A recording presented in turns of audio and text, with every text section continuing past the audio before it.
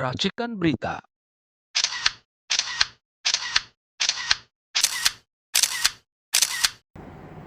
Hasilnya sebulan ini dijadikan adendum untuk menyempurnakan Undang-Undang 45. Karena Undang-Undang 45 ini boleh berubah sesuai zaman, tapi jangan meninggalkan jati dirinya.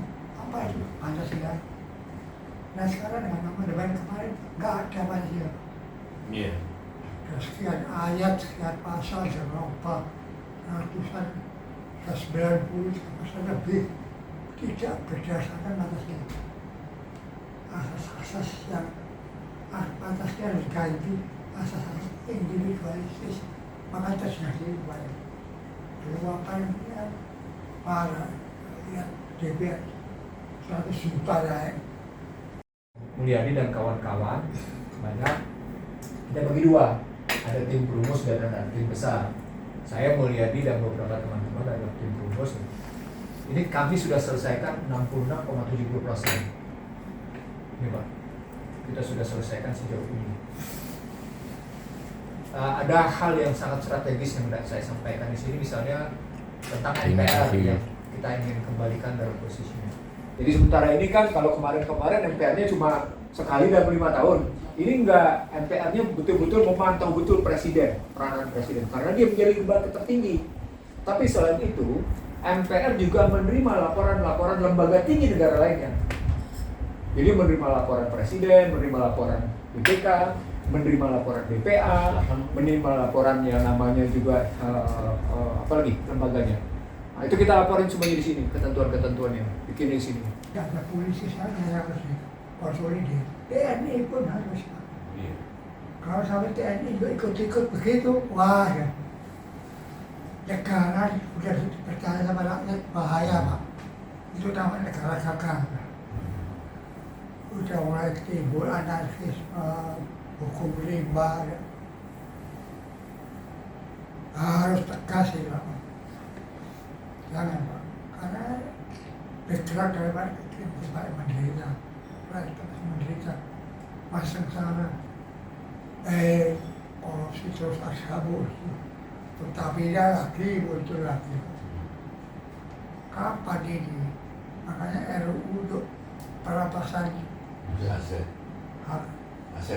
aset itu harus realisir. Iya. Kan tidak ada, ya. Enak korupsi.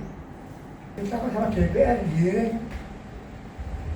Nggak pernah kita tak tambah biaya. Kita hanya kontrol saja, DPR tanya apa yang mau berbuat ini. Pak, kita ini.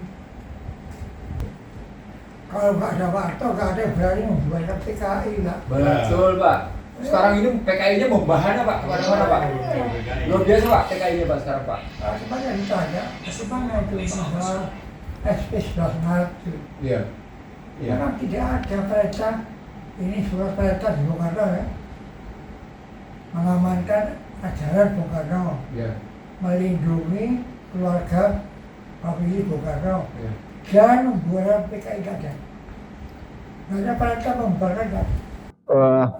Sama jumpa lagi dengan saya Ihsanuddin Nursi, Sekretaris Presidium Konstitusi 1945, yang ketuanya adalah Bapak Tri Sutrisno, Wakil Presiden ke-6, Panglima ABRI, mantan Panglima Angkatan Bersenjata Republik Indonesia. Kami bicara panjang lebar sambil melaporkan kondisi yang sedang dihadapi oleh bangsa ini, sekaligus menyampaikan prestasi yang sudah kami lakukan dalam kegiatan kembali ke Undang-Undang Dasar 45, sekaligus menambahkan beberapa kekurangannya. Karena itu ada 5 masalah yang kami sampaikan. Yang pertama adalah bahwa kami sudah mencapai pembahasan, kalau dipresentasikan, sebanyak 66,6% dari 37 pasal yang ada di Undang-Undang 45. Kami bahkan sudah menambahkan kekurangan-kekurangan yang ada di pasal 2 ayat 1 sampai pada posisi penambahan di pasal 33 ayat 1, 2, dan 3. Dan kami membuang pasal 33 ayat 4 yang isinya adalah kajian neoliberal, yang isinya adalah bicara tentang kekuatan kapitalisme yang disusupkan ke dalam Undang-Undang Dasar 2002. Kami tegas-tegas menyampaikan bahwa kerja ini adalah kerja penuh semangat, karena tanpa biaya 1 sen pun kecuali sekedar untuk makan dan minum yang dipasok oleh masing-masing pihak yang ikut serta dalam pembahasan ini. Pak Tri tersenyum sumringah menyaksikan bagaimana semangat yang ada di antara teman-teman, karena ini tanpa duit yang membiayai kajian-kajian seperti ini yang sudah berjalan sampai dengan 12 kali pertemuan. Saya mempresentasikan hasil perubahan itu, dan Pak Tri mendengarkan hal-hal mendasar yang kita harus tambahkan. Hal kedua yang kami sampaikan adalah tentang situasi yang berkembang. Situasi yang berkembang ini, kita lihat bagaimana demo dari tanggal 25 sampai dengan kebetulan, sampai dengan semalam ketika Unisba dan Unpas dimasuki oleh polisi. Bahkan diserang dengan, dalam tanda petik, gas air mata. Pak Tri tampak menarik nafas dalam, dan kalimat yang pertama muncul adalah, semestinya baik TNI dan Polri tahu diri. Semestinya TNI dan Polri bisa bermuhasabah. Semestinya TNI dan Polri bisa menempatkan posisinya sebagai bagian dari bangsa ini, dan harus mengetahui bahwa rakyat selama ini telah menderita, dan yang paling penting merasakan ketidakadilan. Dan karenanya rakyat patut dibela, karena rakyat adalah pemegang kedaulatan rakyat. Rakyat adalah pemilik kedaulatan rakyat. Dari sana kami mengutip alinea 3 dari pembukaan Undang-Undang 45 yang berbunyi, berkat rahmat Allah yang Maha Kuasa dan didorongkan oleh keinginan leluhur. Pak Tri serta-merta menjawab, itulah sebabnya Presiden dan siapapun pejabat kepala negara tidak boleh mengutamakan kepentingan diri, keluarga, dan kelompoknya. Dia harus berjuang demi kepentingan bangsa dan negara ini, dan menumbuh kembangkan semangat bahwa visi dan misi bangsa Indonesia harus tercapai. Yang menggembirakan, Pak Tri itu dengan tegas bahwa andai kata pejabat penuh dengan beban kepentingan diri, kepentingan kelompok, kepentingan golongan, maka diyakinkan visi dan misi makin menjauh untuk tercapai. Itu hal kedua. Hal ketiga adalah ketika bicara tentang bagaimana situasi yang dihadapi oleh rakyat Indonesia guna mengatasi situasi yang makin tidak jelas arahnya kemana. Tanpa menyebut siapa yang salah dan tidak perlu menyalahkan siapapun, lagi-lagi Pak Tri kembali tadi ke dalam posisi orang jika tidak mengenal dirinya dan tidak mengenal posisi jabatannya, sekaligus tidak mampu melihat kenyataan masyarakat yang sedang menderita dan dalam posisi tertindas oleh rasa ketidakadilan, maka sesungguhnya sikap bijak dia, sikap kearifan dia dalam melaksanakan penyelenggara negara patut diragukan. Dan ini menegaskan bahwa tentara dan Polri harusnya memang bagian dari satu kesatuan rakyat Indonesia. Pak Tri dengan tegas mengambil contoh bagaimana yang disebut dengan jati diri tentara. Lalu Pak Tri mengutip dengan jelas bahwa NI adalah tentara pejuang, TNI adalah tentara rakyat Indonesia. Dan dari sana, dari kata pejuang, itu berani berarti selalu berani berkorban, selalu berani untuk tampil membela kebenaran, selalu untuk tampil menjaga persatuan.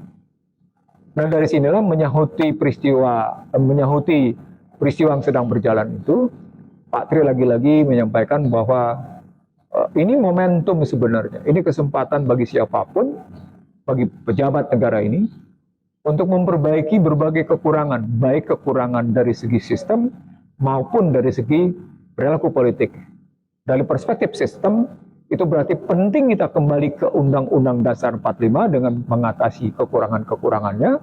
Sementara dari segi perilaku, penting kita berpedoman pada visi, misi, dan fondasi bangsa. Nah, karenanya, dalam rangka nanti 5 Oktober, TNI Polri tidak perlu, TNI dalam rangka peringatan 5 Oktober nanti, tidak perlu sampai wasting money. Cukup melakukan peringatan di Cilangkap, tidak perlu menunjukkan show force, tidak perlu apa-apa kecuali sekedar menunjukkan bahwa TNI adalah bagian utuh dari rakyat. TNI adalah bagian dari tentara rakyat, tentara pejuang untuk kemerdekaan. Dan yang paling akhir, kalau kita lihat dari apa yang disampaikan Pak Tri adalah bagaimana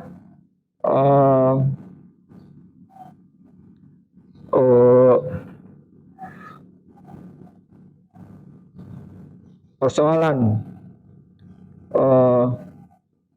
pengelolaan bangsa ini itu jangan sampai membuat rakyat marah.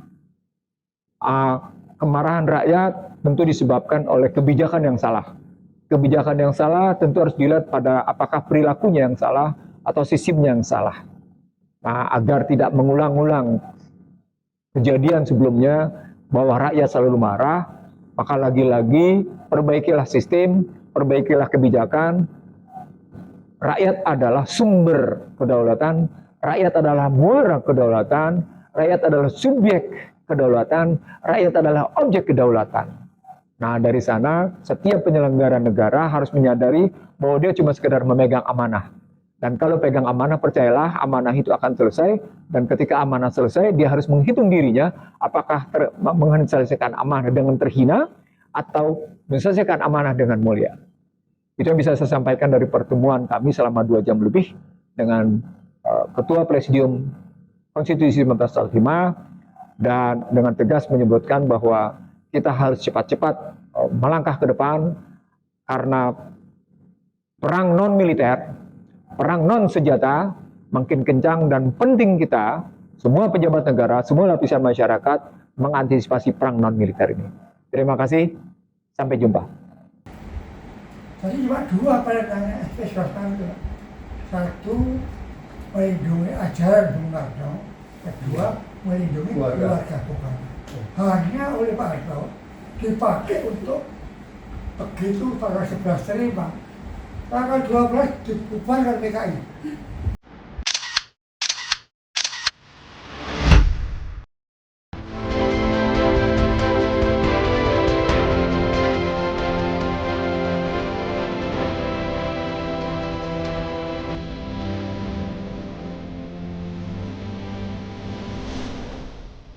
Racikan Berita